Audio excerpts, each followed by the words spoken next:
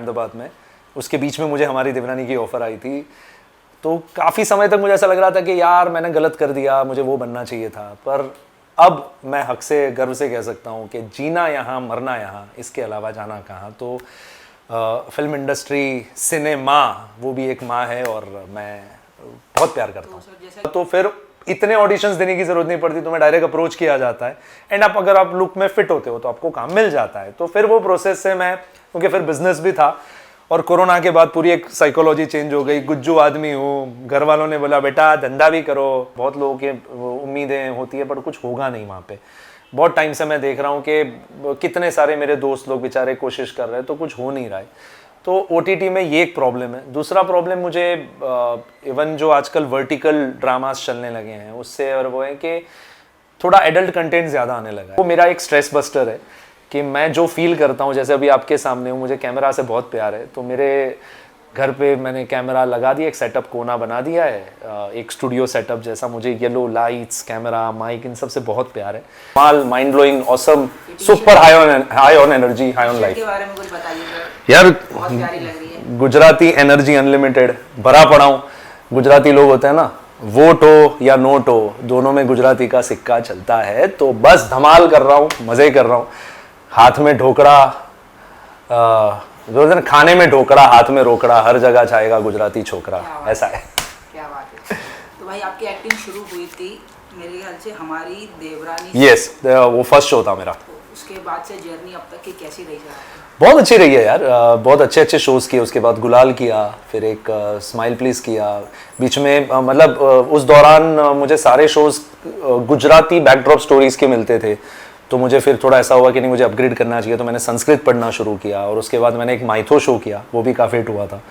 संकट मोचन हनुमान करके आता था सोनी पे।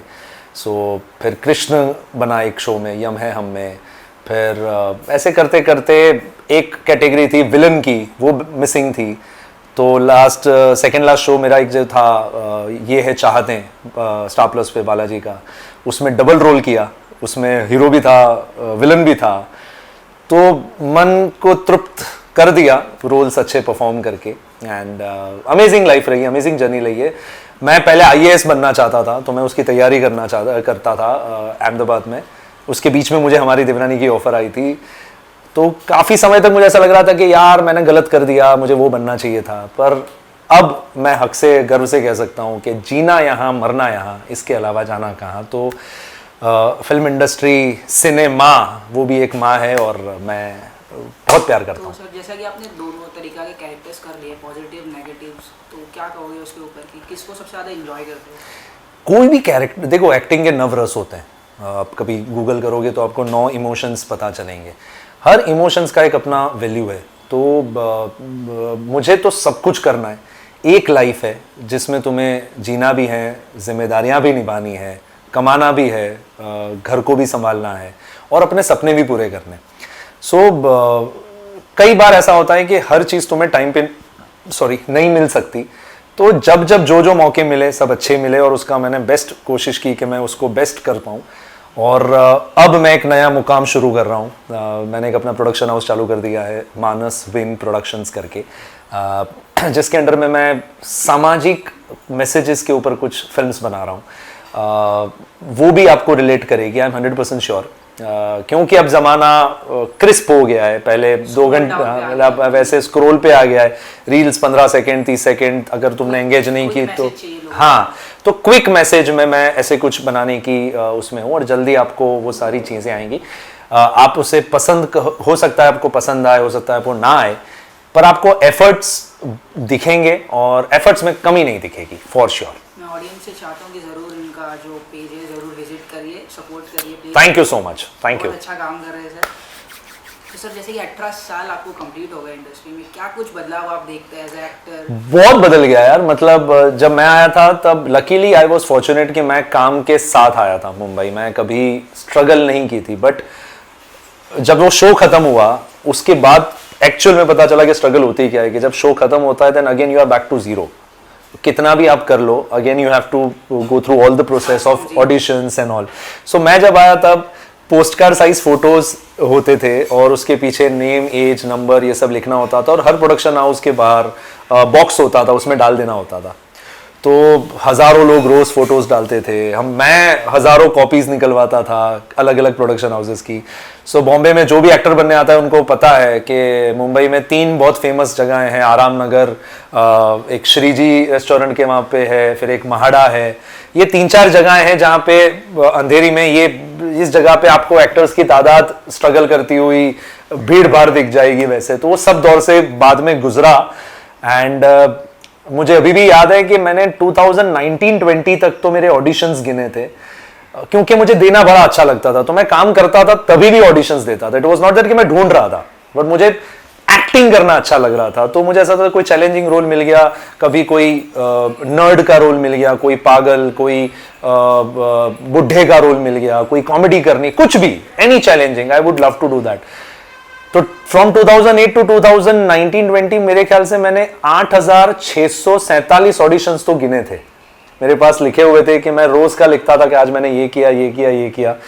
वहां तक तो मैंने इतने उसके बाद भी दिए हैं, पर फिर मैंने काउंट करना बंद किया क्योंकि फिर कम हो गया प्रोसेस। फिर क्या हो गया, इतना भगवान की कृपा रही कि काम कर लिया था तो फिर इतने ऑडिशंस देने की जरूरत नहीं पड़ती, तुम्हें डायरेक्ट अप्रोच किया जाता है एंड आप अगर आप लुक में फिट होते हो तो आपको काम मिल जाता है। तो फिर वो प्रोसेस से मैं, क्योंकि फिर बिजनेस भी था और कोरोना के बाद पूरी एक साइकोलॉजी चेंज हो गई। गुज्जू आदमी हूँ, घर वालों ने बोला बेटा धंधा भी करो, नफ्स नुकसान का धंधा नहीं करने का। तो फिर थोड़ा बिजनेस डेवलप किया। तो बिजनेस भी है, शौक भी है, पैशन भी है, प्रोफेशन भी है। तो एक्टर था, एक्टर हूँ, एक्टर ही रहूंगा। पर अब मैं साथ में वेंचर कैपिटलिस्ट भी हूँ, प्रोड्यूसर भी हूँ, फाउंडर भी हूँ, राइटर भी हूँ। मैंने एक फिल्म भी में डायलॉग्स भी लिखे थे। तो एक लाइफ में मुझे बहुत कुछ करना है और मैं सब कुछ कर रहा हूँ and I am very happy. पीछे मुड़ के जब आप देखोगे सर अपनी जर्नी को, तो क्या कुछ कहोगे? मैं अगर पीछे मुड़ के अपनी जर्नी को देखूंगा तो भी मुझे कोई अफसोस नहीं है। बहुत मतलब मैं एक चीज मान गया हूं कि एक एक पल है ना ऊपर वाले की मेहरबानी से हमें मिल रहा है और बहुत ब्लेसिंग्स है लाइफ में, बहुत। मतलब कोरोना में जब फ्री थे तो मैं मुंबई में था और मैं अकेला रहता हूं। तो मैं मेरे फ्लैट पे अकेला था, मेरी फैमिली अहमदाबाद में थी। तो मेरे पास बहुत टाइम था अध्ययन करने का। तो मैंने एक थेरेपी की थी कि बाहर तो जाना नहीं है, तो बाहर मत जाओ, अंदर जाओ, भीतर जाओ। तो don't go outside, go inside. तो मैंने चार्ट्स बनाए थे कि miracles of life, surprise of life, weakness of your life या स्ट्रेंथ ऑफ योर लाइफ। ऐसे बहुत सारे चार्ट्स बनाए थे कि मैं देखना चाहता था कि मेरी लाइफ में अभी तक क्या क्या हुआ, कैसे हुआ और मैं कहां खड़ा हूं। जब मैंने वो पूरा स्टडी किया और इस कंक्लूजन पे मैं निकला कि बहुत सारी चीजें, जब तुम्हारी आज की मेहनत तुम्हें किस रूप में कल फल के रूप में मिलेगी तुम्हें पता नहीं है।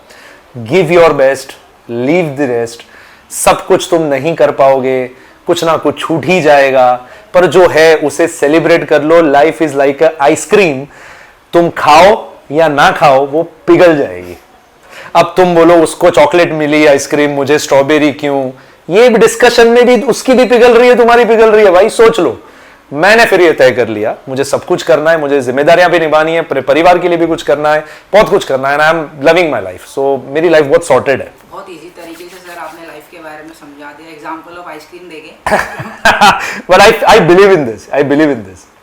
ओके सर, तो जैसा कि आपने टेलीविजन में भी काम किया है, गुजराती फिल्म्स में भी काम किया है, हाँ। तो क्या डिफरेंस देखा आपने सर इसमें? अब सिनेमा एक अलग ग्रैंजर है। हालांकि अब धीरे धीरे वो ग्रैंजर बिकॉज ओटीटी आ गया, टीवी बड़े हो गए, तो तुम्हें साउंड क्वालिटी वो सब मिल जाएगी। बट सिनेमा की असली मजा तो थिएटर ही ऑलवेज है। तो जब तुमने अपने आप को, जब मैंने एक फिल्म पहली की और मैंने अपने आप को 70 mm पे देखा, और जब तुम्हारे थिएटर में 300 लोगों की 600 आंखें सिर्फ तुम्हें देख रहे हैं, तो amazing feeling, amazing feeling. And तब तुम्हें पता चलता है, तुम्हें ये भी रियलिटी चेक मिलता है कि तुम सच में होल्ड कर पा रहे हो या नहीं। Being an actor it is very important. See reel 15 second की होती है, फर्र आके निकल जाती है, पर सिनेमा में तुम्हें 2 घंटे तक विदाउट मोबाइल किसको पकड़ के रखना है। ये रियल चैलेंज होता है एक्टर्स के लिए। तो चेंज ओवर में क्या था ना कि पहले लोगों को एक्टर ही चाहिए था, अभी नाम से तो एक्टर चाहिए, बट अब लोगों को एक्टर नहीं चाहिए। वो जान के दुख होता है कि लोगों को क्राउड पुलर्स चाहिए, चाहे वो इन्फ्लुएंसर के नाम पर हो, चाहे वो सेलिब्रिटी के नाम पर हो, कुछ भी हो, बट उनको ऐसा चाहिए कि भाई क्राउड पुल कर पाए उनको ले आओ। एक्टर्स नहीं चाहिए, बट और इसी जगह पे मार खा रही है इंडस्ट्री, क्योंकि फिर एक्टर नहीं लोगे तो होल्ड नहीं कर पाएंगे। तो तुम कहने को तो तुम बना लोगे प्रोजेक्ट फॉलोअर्स देखकर या कुछ पॉपुलैरिटी देखकर, सो कॉल्ड रियलिटी शोज की या ऐसे कुछ, बट फिर बाद में वो होल्ड नहीं कर पाएंगे तो फंस जाओगे वहां पे। तो सर जैसा कि बॉलीवुड से अगर आपको कोई ऑफर आए या ओटीटी से कोई पावरफुल रोल मिले कोई जॉनर में, जैसे कि एक्शन थ्रिलर, तो क्या कहोगे उसके ऊपर, करना चाहोगे? एवरीथिंग, जहां जहां जो चैलेंजिंग मिलेगा सब करना है मुझे, बहुत कुछ करना है। मतलब अगर मुझे एक अच्छा रोल मिलता है निभाने का तो मैं डेफिनेटली करना चाहूंगा। एंड लेकिन क्या है ना कि अब बहुत सारी चीजें ये भी होती है कि यू नीड टू अंडरस्टैंड कि वो प्रोजेक्ट की पावर कितनी है, वो किस तरह से रिलीज होने वाला है, किस तरह से लोगों तक पहुंचने वाला है। मैं आपको एक एग्जांपल इसलिए दे रहा हूं कि जब मैं बिजनेसमैन या मैंने अपना प्रोडक्शन हाउस नहीं था, उससे पहले एक मैंने फिल्म की थी, उस फिल्म को भी 3-4 साल हो गए, वो रिलीज ही नहीं हुई। उस फिल्म में मैंने 1.5 फ्लोर खुद जंप किया है, मतलब मैंने स्टंटमैन का यूज नहीं किया था, ऐसे 7 टाइम्स मैंने जंप किया था। मुझे बहुत सीनियर एक्टर्स ने डांटा था कि तू क्या कर रहा है, मतलब मैंने कहा नहीं यार, बीइंग एन एक्टर ना, जोश, ओवर जोश था मेरे अंदर, ओवर एनर्जी के साथ मैं ऐसे ही घूमता हूं, तो मैंने कहा नहीं मैं करूंगा। पर अब वो फिल्म रिलीज ही नहीं हुई। अब आप जरा सोचिए कि अगर उस टाइम पे, हाँ उस टाइम पे अगर वो इंजरी आ गई होती अगर मेरे साथ, तो क्या, तो मुझे कितना अफसोस, आज आउटपुट भी नहीं मिला। एग्जैक्टली। तो समटाइम्स क्या होता है ना, you need to be very practical, logical and alert कि तुम्हें एक्शन करनी है, तो आर यू दैट कैपेबल। जैसे अक्षय सर है, Akshay Kumar sir, he is physically very strong, वो कहीं पर भी लटक सकते हैं, वो बहुत सारे स्टंट्स खुद करते हैं, वो करते आए हैं पहले से। एग्जैक्टली, हर बंदा नहीं कर सकता। तो तुम्हें अपनी रियलिटी चेक पता होनी चाहिए, कितने स्टंट तुम कर सकते हो, नहीं कर सकते, और लाइफ का रिस्क लेके कभी भी कोई काम नहीं करना चाहिए। That's what I believe. OTTs के बारे में सर आपका क्या ख्याल है, जैसे कितना अपॉर्चुनिटीज मिलती है आप जैसे एक्टर्स को? ऑनेस्टली बताऊं, मैं बड़ा ब्लंटली बोल रहा हूं कि ओटीटीज में जो प्राइम काम जो भी हो रहा है ना, बड़ी बड़ी सीरीज का, वो बड़े सिलेक्टेड लोग ही कर रहे हैं। उनमें न्यू कमर्स को बहुत कम चांस मिल रहा है। फिर कास्टिंग डायरेक्टर्स के अपने ग्रुप्स हैं, वो उनको ही पिच बार बार कर रहे हैं, फेवरेट्स हैं उनको ही पिच कर रहे हैं, तो वहां पे ऑडिशंस का कोई फायदा नहीं है बेचारों का। बहुत लोगों की उम्मीदें होती है बट कुछ होगा नहीं वहां पे। बहुत टाइम से मैं देख रहा हूं कि कितने सारे मेरे दोस्त लोग बेचारे कोशिश कर रहे हैं, तो कुछ हो नहीं रहा है। तो ओटीटी में ये एक प्रॉब्लम है। दूसरा प्रॉब्लम मुझे इवन जो आजकल वर्टिकल ड्रामास चलने लगे हैं उससे, और वो है कि थोड़ा एडल्ट कंटेंट ज्यादा आने लगा है। So just to get the आई बॉल्स, जस्ट के थोड़ा वो चक्कर में गंद मचा रहे हैं, वो नहीं होनी चाहिए। सी, इंटरनेट का कितना सदुपयोग कर सकते हैं, बट आज भी इंडिया में सबसे ज्यादा सर्च साइट पॉर्न साइट ही होती है, एक वास्तविकता है। ये मैं बहुत ओपनली बोल रहा हूँ आपको। हाँ, ये रियलिटी है, आप मानो ना मानो। आप अकेले में क्या करते हो ये आप ही जानते हो, अकेले में क्या देखते हो ये आप ही जानते हो। पर वो चीज हमें बहुत गलत जगह पे लेके जा रही है। उस चीज का होना मुझे प्रॉब्लम नहीं है, उस चीज का ही होना मुझे प्रॉब्लम है। अब कितनी जगह पे ऐसा है कि मुझे कोई ऑफर आती है तो बोलते हैं कि सर ऐसा ऐसा है एंड दिस इज द, थोड़ा एडल्ट सीन्स ये करेंगे। तो अगर हम पूरी स्टोरी पढ़ते तो ऐसा लगता है जैसे सीन के मतलब एडल्ट सीन डालने के चक्कर में एक फिल्म बना रहे हैं वो लोग, फिल्म बना रहे उसमें वो सीन ऐसा नहीं है। तो परसेप्शन बहुत गलत होता जा रहा है। ओटीटी में कोई, जैसे टीवी में एसएनपी डिपार्टमेंट होता है जो कि तुम्हारे फैमिली के साथ तुम देख पाओ वैसे कंटेंट को, गालियों को बैन करता है। ओटीटी में कोई कंट्रोल नहीं है। इस चक्कर में फैमिली ऑडियंस अब ओटीटी साथ में नहीं देख सकती। Lot of changes, but that's the fact, reality, कुछ कर नहीं सकते। मैं ऑनेस्टली बताऊं, ये समय रैना या कुणाल कामरा, ये लोग स्टैंड अप कॉमेडियंस नहीं है, स्टैंड अप वल्गर्स हैं। ये लोग कुछ भी बोलते हैं, ये लोग गंदे इशारे करते हैं। मैं तो हर्ट हो गया था जब वो उसका कमबैक वीडियो था समय रैना का, उसमें वो अमिताभ बच्चन सर को रोस्ट कर रहा है। अबे पाँव की धूल नहीं हो तुम उनके। खुद केबीसी में गए थे, बच्चन साहब मैं तो आपका फैन हूँ, बच्चन साहब मैं देखो मम्मी पापा मैं मजाक करते करते बच्चन साहब के, अगर हिम्मत थी तो कर देता ना वहां पे रोस्ट। नहीं, फटती है ना, औकात पता चल जाती है ना उस टाइम पे। बच्चन साहब को बोल रहे हो आपने अपने बेटे को पाँव पे खड़ा नहीं कर पाए, तुम कौन हो यार? तुम कुछ मतलब रोस्टिंग के नाम पर लेजेंड्स को मत करो। सी, मैं एक एक्टर हूं, मेरे लिए बच्चन साहब लिविंग गॉड है, लिविंग लेजेंड है। हम लोग, हजारों लोग उनको देखकर इंडस्ट्री में आए और इस बंदे को कोई फर्क ही नहीं पड़ रहा है। तुम करो ना roast, but there are famous legends, Sachin Tendulkar, हाँ मतलब सचिन तेंदुलकर हो गए, लता मंगेशकर जी लेट हो गई, दे आर लेजेंड्स, उनको रोस्ट मत करो। अब जैसे कुणाल कामरा अभी कोई 3 दिन पहले मंच पे जाके बोलता है गवर्नमेंट तो राम मतलब सीता के पति के का नाम लेकर नीता के पति का काम कर रही है। मतलब क्या बोलूं मैं, ये गटर माउथ है ये लोग। इनको मतलब तुम जिन सीता की बात करें वो माता है हिंदू धर्म के लिए या हिंदुस्तान के लिए। आप जो धर्म फॉलो कर रहे हो, आप उनको किसी ने गाली दी तो आप क्यों दूसरे धर्म के देवी देवताओं को, वो भी हिंदुस्तान में रह के हिंदू देवी देवताओं को क्यों उल्टा सीधा बोल, उनको रोस्ट करोगे? आप अपने आप को समझ क्या रहे हो? सो ओटीटी पे यही मैं बोल रहा हूं कि कंट्रोल नहीं है। यही चीज अगर टीवी पे आती बैन हो जाती, दिखाते ही नहीं। कपिल शर्मा शो में वल्गैरिटी होती है, थोड़ी बहुत डबल मीनिंग जोक्स होते हैं, मैं बहुत ऑनेस्टली बोलता हूं, मैं समझता हूं, लेकिन वो भी निखल्लसता हेल्दी कॉमेडी होती है, रोस्टिंग हेल्दी होती है। ये तो डेरोगेटरी करते हैं यार, किसी को इंसल्ट किए बिना इनको कॉमेडी नहीं आती, कोई हंसा ही नहीं पाएंगे, भद्दे इशारे करेंगे, गालियां बोलेंगे। मतलब आई हेट दिस। मतलब मैं बोल रहा हूं ना, gutter mouth stand up comedian और वो है। और मैं तो मतलब जिस दिन किसी सच्चे हिंदू भक्त या किसी भी धर्म के भक्त, मैं बोल रहा हूं कि आप मुसलमान धर्म हो, कोई भी धर्म हो, क्रिश्चियन धर्म हो, हर धर्म का सम्मान करना ही रियल हिंदुस्तानी का फर्ज है। मैं ये बोल ही नहीं रहा हूं, बट ये गलत करना कि तुम किसी भी को भी दो, अगर कोई कल मैं ही खड़ा रहूंगा, अगर कोई किसी और धर्म के बंदे मतलब देवी देवता को गाली देगा ना, मैं खुद बोलूंगा कि ये बंदा गलत है। पर उनको रोस्ट नहीं, लेजेंड्स को रोस्ट नहीं। आप बाकी मस्ती मजाक करो, एक दूसरे को करो, हाँ मतलब दायरा। और तुम क्या सिखा रहे हो? तुम, मुझे तो ताजुब होता है क्या, मतलब उनके मम्मी पापा के साथ भी वो इसी भाषा में बात करते होंगे क्या? I have no idea. मतलब उसके मम्मी पापा भी उनको बोलते नहीं है क्या कि तुम बेटा, बट वही है ना कि पैसा कमा रहे हैं तो सबकी बोलती बंद है। फ्रीडम ऑफ स्पीच और फ्रीडम ऑफ कॉमेडी के नाम पर गंद नहीं मचा सकते, ये लैक ऑफ टैलेंट है। तुम गालियां हटा दो, तुम भद्दे इशारे हटा दो, अपमानजनक टिप्पणियां हटा दो, इंसल्ट हटा दो, डेरोगेटरी कॉमेडी हटा दो, हंसा के दिखा दो मुझे। मैं चैलेंज करता हूं समय रैना, कुणाल कामरा, इन लोगों को, आप रोस्टिंग के अलावा कॉमेडी करके दिखा दो। Don't call yourself stand up comedian. Comedy Johnny Lever करते हैं, कॉमेडी ये हंसाते हैं। ये मेरा व्यक्तिगत मामला है, ये मेरा व्यक्तिगत मानना है कि मैं ऐसी कॉमेडी को कॉमेडी नहीं मानता हूं, ये वल्गैरिटी है। आप अगर ये चाहते हैं कि कल उठ के आपका बच्चा आपको ऐसी ही गाली देकर आपसे बात करे, तो ये आपके घर का कल्चर होगा, मेरे घर का नहीं है।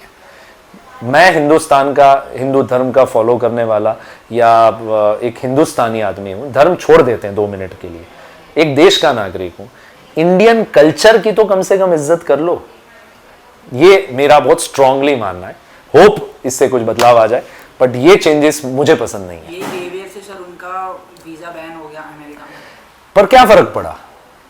पिछले साल हाथ जोड़ते घूम रहा था ये समय रहना कि अरे मतलब माफ कर दो, हाथ जोड़ते कोर्ट कचहरी जा रहा था, माफी मांग रहा था, मतलब ये केसेस से बचने की भी कमबैक वीडियो में कहीं पर भी लग रहा है कि वो गिल्ट फील हो रहा है उनको। अरे धज्जियां उड़ाई उन्होंने संविधान की।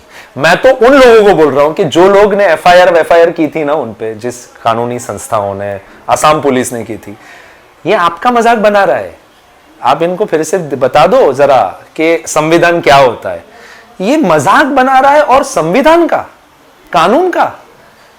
तो कभी रहो, कुछ दिन तो गुजारो किसी जेल में, तो पता चल जाएगा। और कहीं आपके दोस्त वोस्त किसी ने गुजारे हो तो पूछ लो क्या होता है, वैसा है। तो अपार्ट फ्रॉम दिस आपने बिग बॉस भी करा है सर, बिग बॉस 18? नहीं, मैंने नहीं किया है। बिग बॉस 18 में मेरा नाम का उल्लेख हुआ था, तो वो एक, इसके बारे में क्या कहोगे? कुछ नहीं यार, एक मेरी बहुत प्यारी दोस्त हैं जिनके साथ एक रूमर फैला था। वो एक है ना केआर के साहब, उन्होंने कुछ ट्वीट कर दिया था मेरे शो का कोई फोटो निकाल के, और वो बस बन गया। तो और सलमान सर तो स्टार हैं, सलमान सर खुद तो कुछ बेचारे थोड़ी रिसर्च करते होंगे, टीम ने उनको बता दिया होगा, उन्होंने टीज कर दिया मेरे नाम से मेरी दोस्त को, और वो फिर बवाल मच गया रातों रात। मैं ट्रेंडिंग हो गया और मुझे पता ही नहीं। मैंने कहा ना मेरी कोई गलती, बेचारी बहुत भोली सी लड़की है, मैं तो बहुत ढीठ आदमी हूँ, मुझे कोई फ़र्क नहीं पड़ता, क्योंकि मैं तो पोक भी नहीं होता। मुझे कोई गाली देता है तो मैं उसको बोलता हूँ तेरी गाली चिपकी नहीं, अब तुझे जो करना है कर ले, और कुछ कर सकता है। मैं तो बहुत उस मामलों में, मुझे जल्दी कोई पोक करके हिला नहीं सकता। ये छाती ठोक के मैं बोलता हूँ कि मेरे को गुस्सा दिला के दिखा दो, क्योंकि आ गया तो फाड़ दूंगा, पर नहीं आया तब तक तुम फट जाओगे, पर तुम मुझे गुस्सा नहीं दिला पाओगे। पर जस्ट बिकॉज उसकी फैमिली बहुत ही छोटे गांव से आई थी, वो अंदर थी लड़की, उसकी माता जी, उसके पापा हैं नहीं, उसके 2 छोटे भाई हैं, उनको थोड़े मैसेजेस जा रहे थे गलत, तो फिर मुझे आना पड़ा और मैंने क्लैरिफाई कर दिया। बाकी मैं आता भी नहीं क्लैरिफाई करने। जब शेर निकलता है तो कुत्ते भौंकते हैं, भौंकने दो। तो कुत्ते मिलके शेर को धमका सकते हैं, डरा थोड़ी सकते हैं। तो सर कोई अपकमिंग आपका प्रोजेक्ट उसके बारे में? अपकमिंग एक्टिंग का एक फिल्म आएगी आप जो करके, सो दैट इज ऑन, वो भी एक अच्छी फिल्म आएगी। एंड टीवी में फिलहाल काफ़ी टाइम से नहीं कर रहा हूँ, क्योंकि टीवी में अब मुझे नहीं लगता कि कुछ इंटरेस्टिंग काम आ रहा है, सब बहुत घिसा पिटा आ रहा है और ज़माना बदल चुका है, ये लोग नहीं समझ रहे हैं। टीवी इस तरह से चलेगा तो 1-2 साल में बंद हो जाएगा, ये मेरी भविष्यवाणी आप लिख लो। क्योंकि जिस टाइप का, हाँ मतलब जेनजी क्राउड अब आ चुका है मार्केट में, और वो जेनजी क्राउड बहुत समझदार एडवांस हो चुका है। उन्होंने कोरियन सीरीज देख ली है, पाकिस्तानी ड्रामा देख लिया है, वर्ल्ड सिनेमा देख लिया है, उनको पता चल गया है कि तुम बहुत छोटे लेवल पर हो इनके कंपेयर में। पहले क्या था ना, इन्होंने देखा नहीं था 2020 से पहले, हाँ, तो उनको ऐसा था कि जो बन रहा है वही बेस्ट है, पर इन्होंने तो देख लिया है, तो अब इनके लेवल को, इनके आईक्यू लेवल को मैच करने वाला कॉन्सेप्ट बनाना पड़ेगा। अगर ये नहीं बनाओगे तो नहीं चलेगा। तो मैं टीवी में ज़्यादा फोकस नहीं कर रहा हूँ। तो कुछ जैसे मैंने कहा कि बिजनेसमैन तो मैं हूँ, मैंने एक प्रोडक्शन हाउस चालू किया है, क्योंकि मुझे ऐसा लगता है कि बहुत सारी कॉन्सेप्ट्स की फिल्म्स मिसिंग है, बहुत सारे कॉन्सेप्ट्स का पब्लिकली आना मिसिंग है। तो मैं वो उन कॉन्सेप्ट्स को लेकर आने वाला हूँ जल्दी, उसकी शुरुआत ऑलरेडी हो चुकी है। एंड तो मानस विन एंटरटेनमेंट के अंडर में वो सारी चीज़ें होंगी। एंड उसके साथ साथ मैंने एक मेरी यूट्यूब कंटेंट क्रिएशन भी शुरू किया है, क्योंकि वो भी एक फैक्ट हो गया है कि धीरे धीरे ये भी एक होगा कि आपको आपकी मन की बात, एग्जैक्टली। तो मैंने तो वो मेरा एक स्ट्रेस बस्टर है कि मैं जो फील करता हूँ, जैसे अभी आपके सामने हूँ, मुझे कैमरा से बहुत प्यार है, तो मेरे घर पे मैंने कैमरा लगा दिया, एक सेटअप कोना बना दिया है, एक स्टूडियो सेटअप जैसा। मुझे येलो लाइट्स, कैमरा, माइक, इन सब से बहुत प्यार है। तो जो जो फिल्म में आता है मुझे दिल में आता है, अनफिल्टर्ड, विदाउट एनी स्क्रिप्ट, एक टॉपिक चूज करता हूँ और कैमरा ऑन करता हूँ, अनकट, जहाँ से शुरू हुआ जहाँ पे ख़त्म हुआ वहाँ तक का वीडियो में डाल देता हूँ। कभी ट्राई करना हो तो देख लेना। सो वो फरवरी से मैंने थोड़ा थोड़ा शुरू किया है अभी, क्योंकि वो YouTube चैनल मेरी डेड हो गई थी। पहले कोई मतलब मेरी टीम यूज़ करती थी, फिर कुछ इश्यूज आ गए, YouTube ने कुछ स्ट्राइक्स दिए दी बिकॉज मेरे ही एपिसोड डाले थे, तो वो चैनल वालों ने कुछ बोल दिया, समथिंग हुआ था। तो अभी रीबॉर्न हुआ है, पर मैंने उसको भी पूरा बदल दिया है।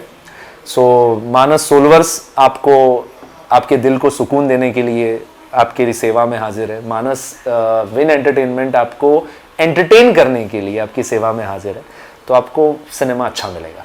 लास्टली सर, अपने फैंस के लिए क्या कहोगे? मैं अपने सारे फैंस को एक चीज़ कहना चाहता हूँ कि देश में जैसे आपने अभी रिसेंट देखा, जंतर मंतर पर एक मुद्दे को लेकर हुआ, कुछ बच्चों ने सुसाइड किया था, फैंस बहुत सारे वहाँ पे पहुँच गए। मैं सिर्फ, आप फैंस हो, फॉलोवर्स हो, आप कोई भी हो, अपने रोल मॉडल को सोच समझ कर चुनिएगा, और आपका रोल मॉडल आपके लिए क्या करता है ये उससे पूछिएगा। आप जिसको भी रोल मॉडल, बहुत सारे इन्फ्लुएंसर्स घूम रहे हैं, सिस्टम फाड़ दूंगा, सिस्टम हिला दूंगा, ये सब जो घूम रहे हैं ना, इन्होंने अपने बंगले बना लिए, जी वैगन खरीद ली, जेबें भर ली, पर आप अपना पैसा वक्त बर्बाद करके जो उनके मीटअप में जाते थे, आपके लिए उन्होंने क्या किया, ये पूछिएगा और सोचिएगा एक बार। ये नहीं पूछते हो, ये नहीं सोचते हो ना, तभी आप वहीं रह जाते हो और इनकी कोठियां बनती है, इनके बंगले बंद, ये सब दिखावा है, हवाबाजी है। देश में बहुत बड़े बड़े मुद्दे हैं। इतनी फैन आर्मी बोलते हैं ना, अपनी फैन आर्मी को ये लोग बोलते हैं, तो क्यों नीट के पेपर पर इनकी फैन आर्मी जाके कुछ करती नहीं है?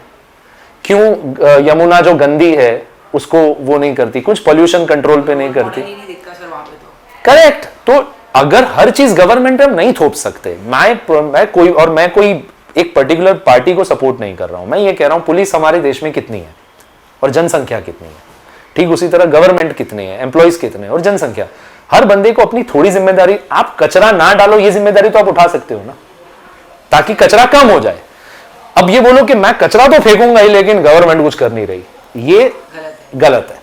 ठीक उसी तरह आपके रोल मॉडल्स आपको वोटिंग करवाने के लिए रियलिटी शोज में जीत गए, आपके लिए मीटअप करवाते हैं, बट समाज की भलाई के लिए क्या करवाया? पूछो ना, ये कोई पूछता नहीं है। तो अंध वो मत बनो, क्योंकि इसमें नुकसान आपका है। उनकी तो बन गई, वो तो आज भी घूम रहा है मस्त, उन्होंने आपको उल्लू बना लिया, वो एंजॉय करे।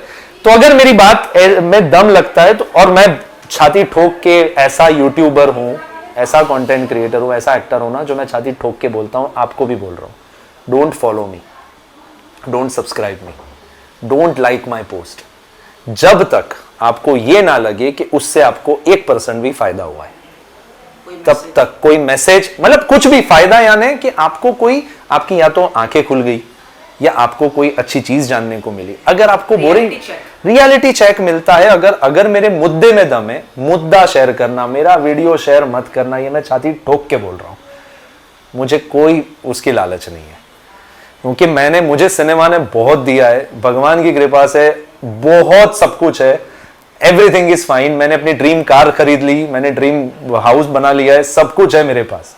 अब मुझे समाज के लिए कुछ करना है, अब मुझे सिनेमा के स्टूडेंट्स के लिए कुछ करना है, इसलिए मैं अपने आप को सिनेमा का विद्यार्थी बोलता हूं, मैं सिनेमा का एक्टर नहीं बोलता। That's what I am.